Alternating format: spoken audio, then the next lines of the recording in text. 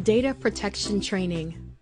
At the end of this training, you will be able to define personal information, identify the 8 privacy principles, provide examples of administrative, physical, and technical safeguards, and determine if a request for data is actionable.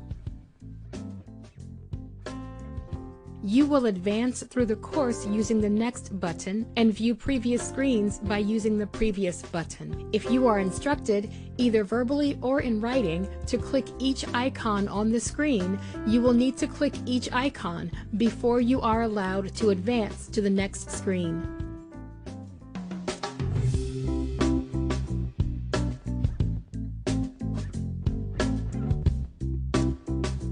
You take ownership of the data in your care containing personal information by ensuring that the criteria for sharing the data has been met before you release it.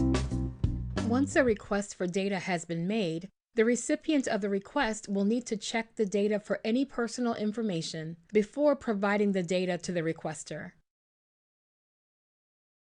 Always know the specific data elements that you're processing, avoiding and removing all unessential or excessive data.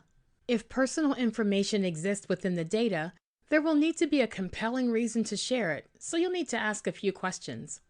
First, find out the purpose for sharing the data. In short, why is it needed? Next, ask if it's feasible to remove or mask the data. Can the data be just as helpful without the information that needs to be protected? Will the data be shared with other departments or anyone outside the organization? With a vendor, perhaps? If so, how will the information be shared? Electronically, virtually, or with a hard copy? If the language in the contract with the vendor is sufficient, the contract management group will share that information with you, and you will be free to provide the requested data to the requester. Be sure to utilize the privacy principles as you provide the data requested. Also, remind the requester of those privacy principles and how to best share the data based on those principles. If a contract with the vendor does exist, but it doesn't have the necessary language that ensures the appropriate safeguards are in place to protect the data, the contract management team will share that information with you.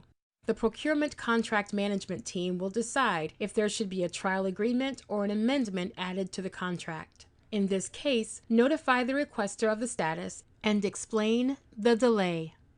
If this is a new vendor, no information can be shared. Notify the requester that you are not able to provide the information because you are not able to confirm that there is a contract in place that protects the data.